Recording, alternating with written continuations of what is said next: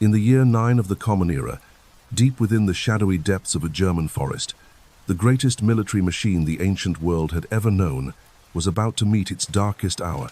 3 entire Roman legions, 20,000 of Rome's finest soldiers, would march into a trap so perfectly conceived that it would echo through history as one of the most devastating military disasters ever recorded. This is the story of the Teutoburg forest ambush, where cunning strategy, brutal terrain, and calculated betrayal converged to destroy the pride of the Roman Empire in a massacre that would haunt Augustus Caesar for the rest of his days.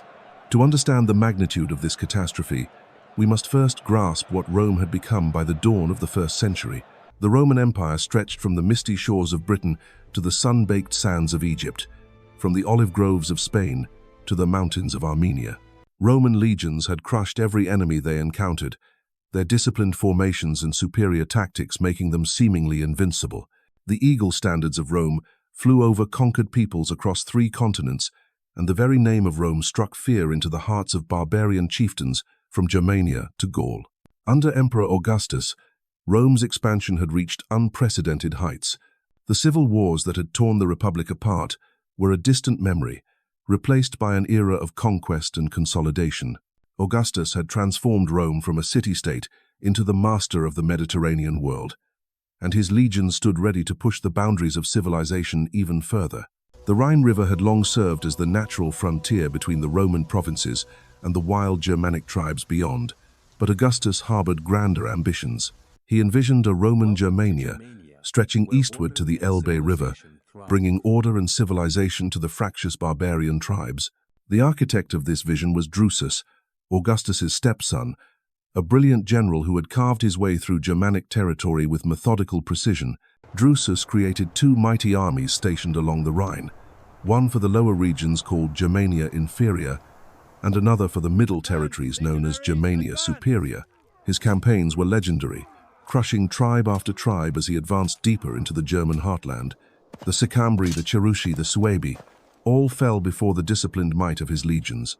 By the time of his death in 9 BCE, Drusus had pushed Roman control as far as the Elbe River, subjugating a vast territory that Rome collectively called Germania Magna.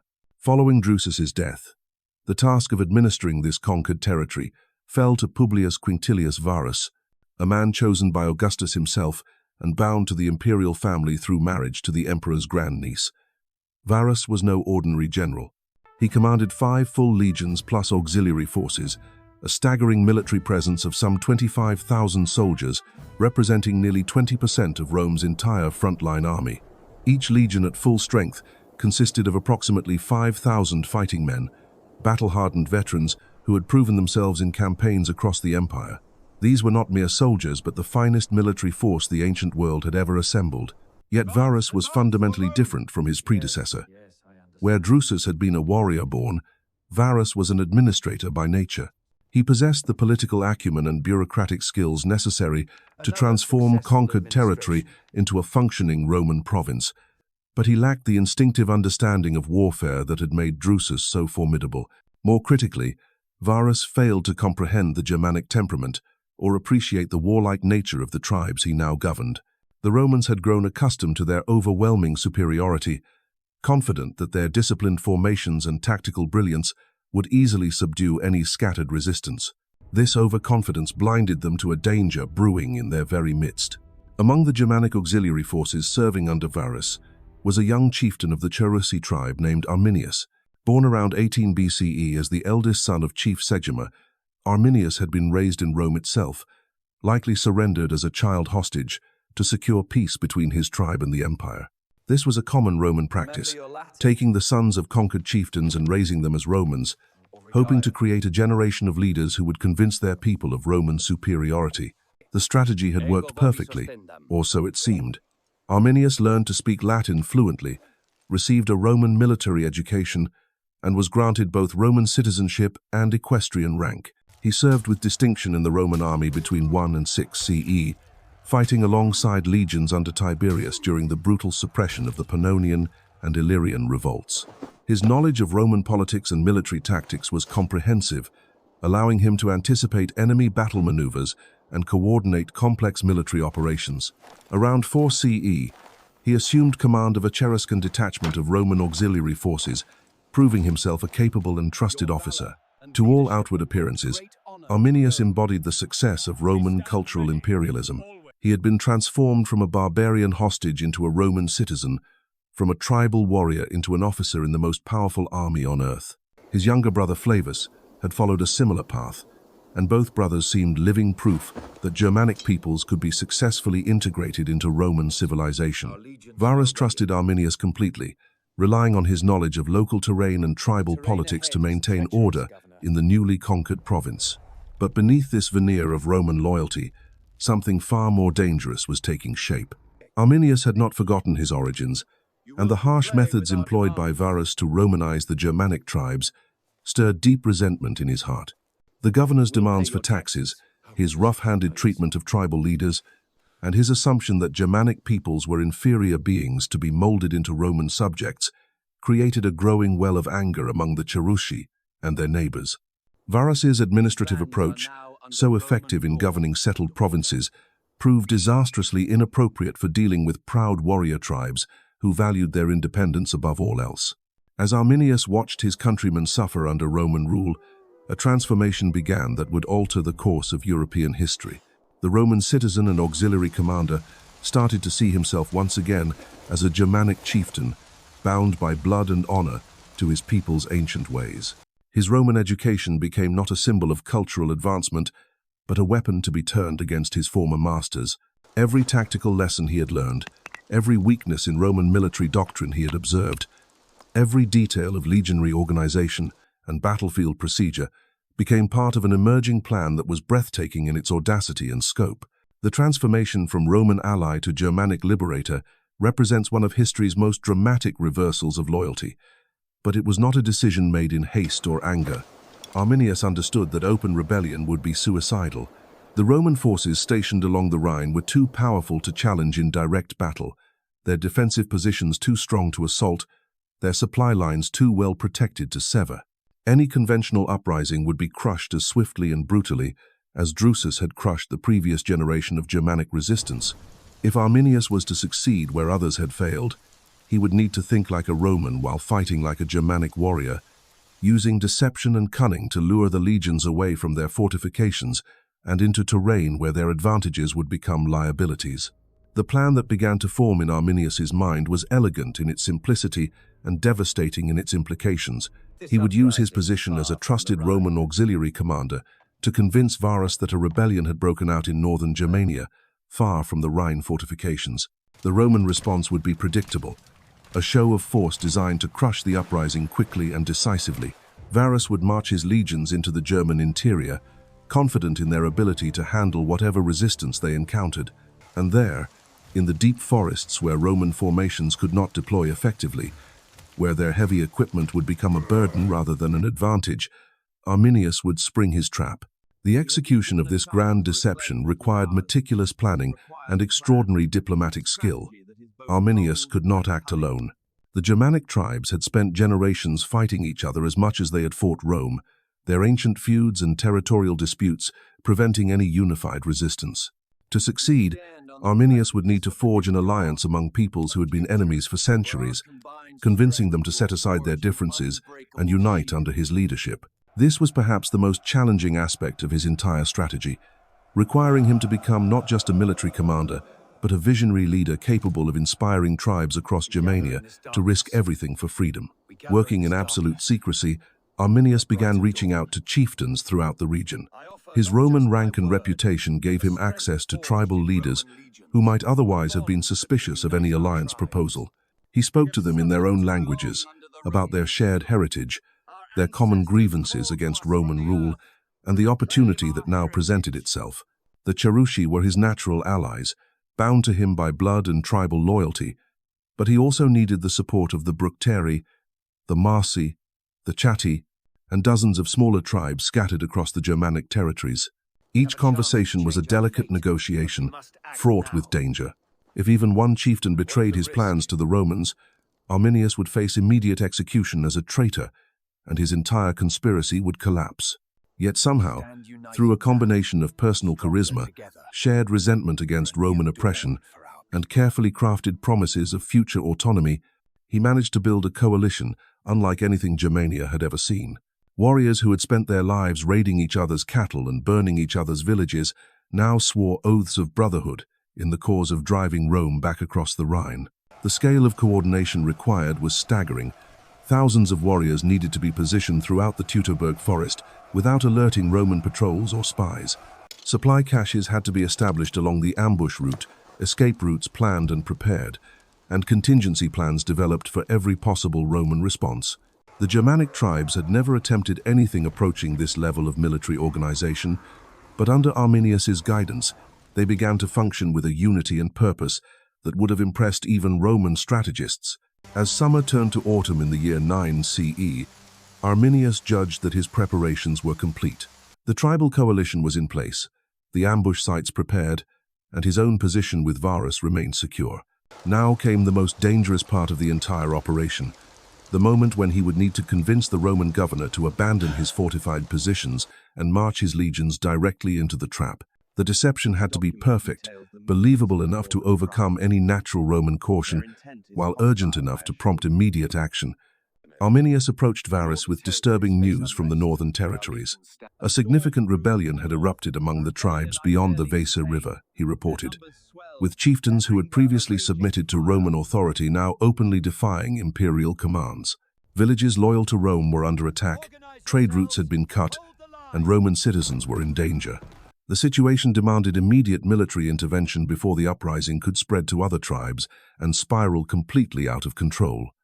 To Varus, the report seemed entirely plausible. Germanic tribes were notoriously volatile, their allegiance to Rome often fragile, and subject to the whims of ambitious chieftains seeking to enhance their own prestige through acts of defiance. Similar uprisings had occurred throughout the conquered territories, and the standard Roman response had always been swift and decisive military action. The governor saw no reason to doubt his trusted auxiliary commander, whose knowledge of tribal politics and local conditions had proven invaluable in maintaining order throughout the province. What made the deception even more convincing was Arminius's apparent reluctance to lead Roman forces against his own people. He expressed genuine anguish at the necessity of suppressing Germanic rebels, lamenting the waste of life that would result and hoping that a show of Roman force might convince the insurgents to surrender without bloodshed. This emotional display perfectly matched Roman expectations of how a civilized Germanic leader should react to tribal violence, reinforcing Varus's confidence in his subordinates' loyalty and reliability. Other Roman officers received their own versions of the intelligence, carefully crafted to support the overall narrative, while appealing to their individual concerns and prejudices. Some heard reports of attacks on Roman merchants, others learned of threats to tribute collection.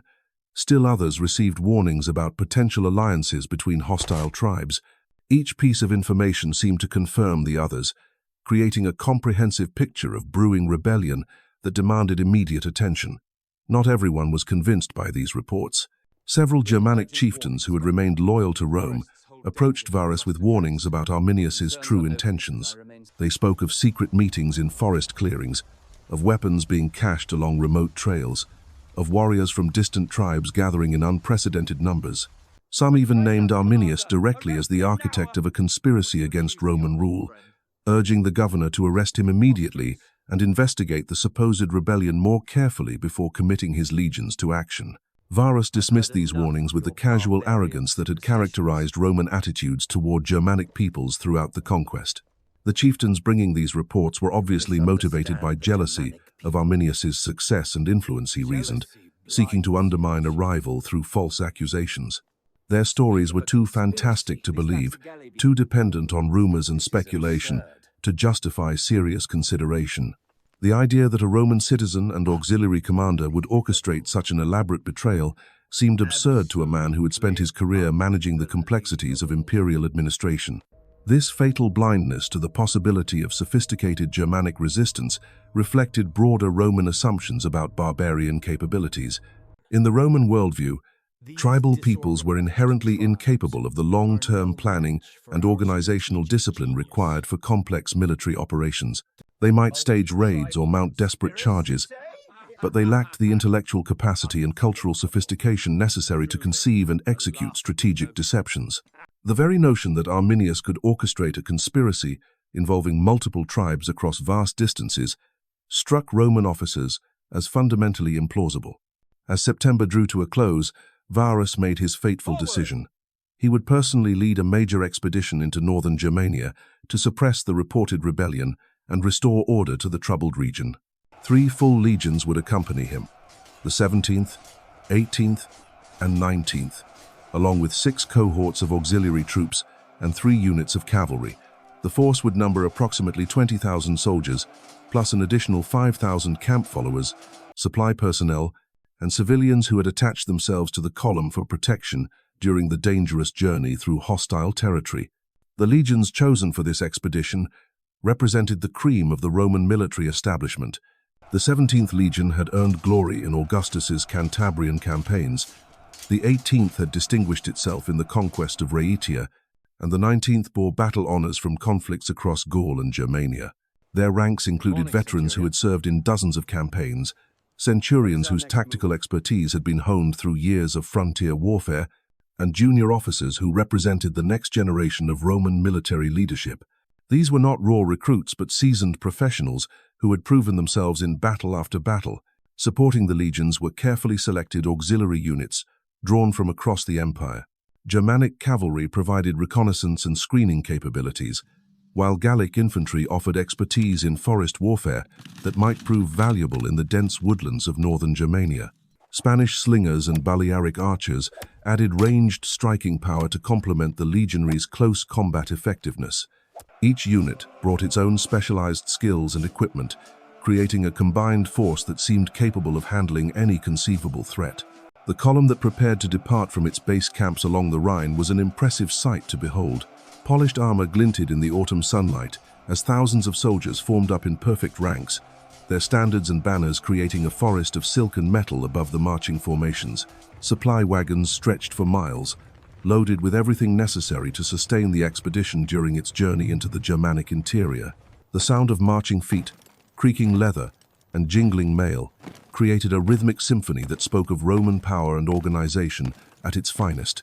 Yet beneath this magnificent display of military might lay a fundamental vulnerability that Arminius understood better than any Roman commander. The very qualities that made Roman legions so formidable in open battle would become fatal weaknesses in the terrain he had chosen for his ambush.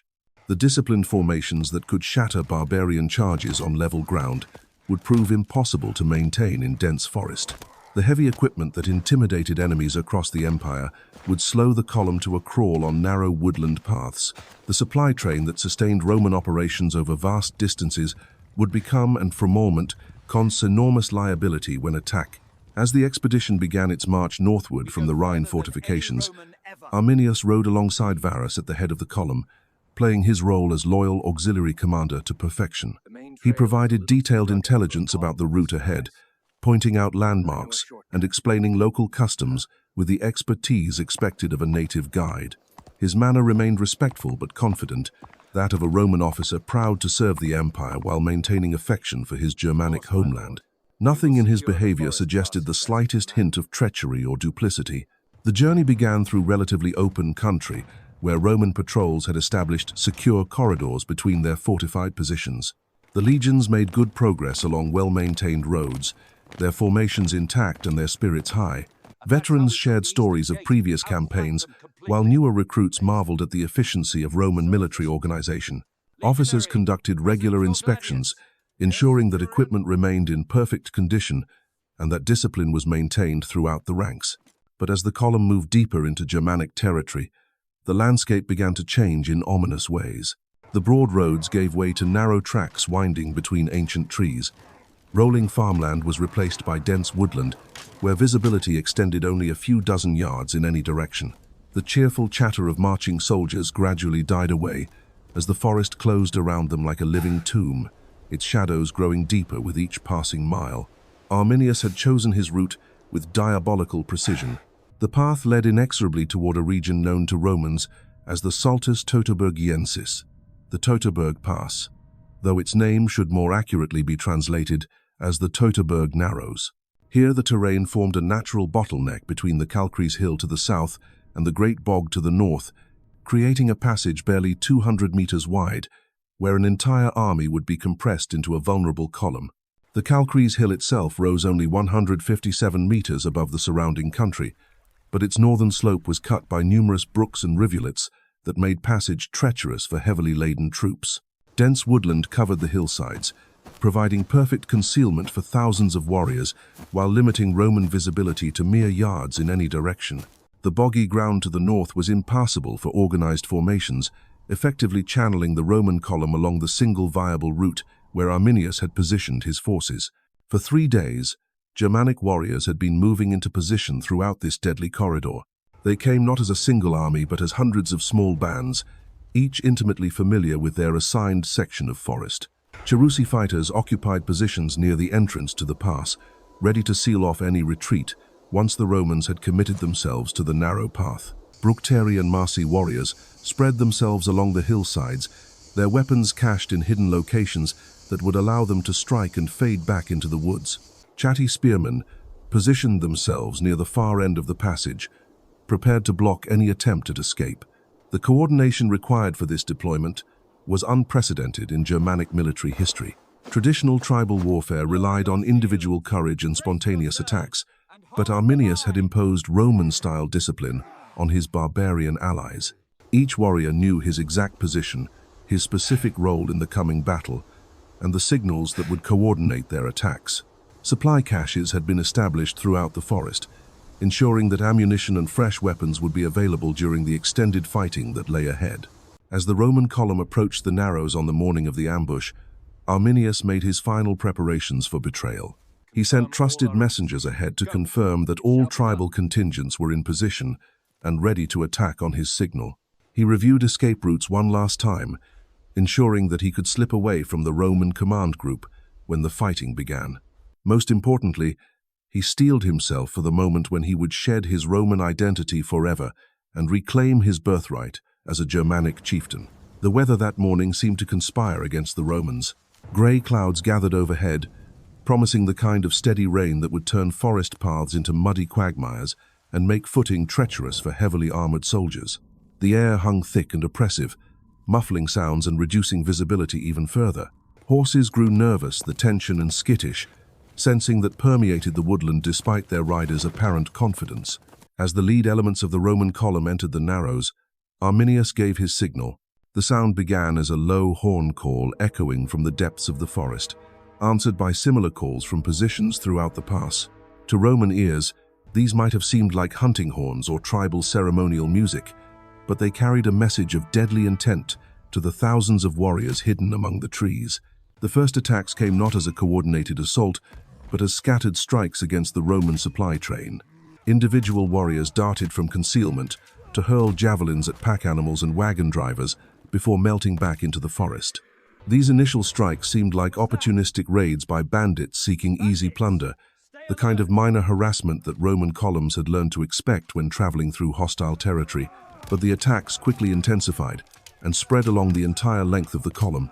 What had seemed like random bandit activity revealed itself as the opening phase of a carefully orchestrated massacre. Germanic warriors emerged from every shadow, their war cries echoing through the forest as they fell upon the struggling Roman formations. The narrow confines of the pass made it impossible for the legions to deploy into their traditional battle lines, reducing centuries and cohorts to isolated groups fighting desperately for survival. The Romans found themselves caught in a nightmare scenario that negated every tactical advantage they possessed. Their heavy shields, designed to interlock in close formation, became individual burdens when soldiers could not maintain ranks.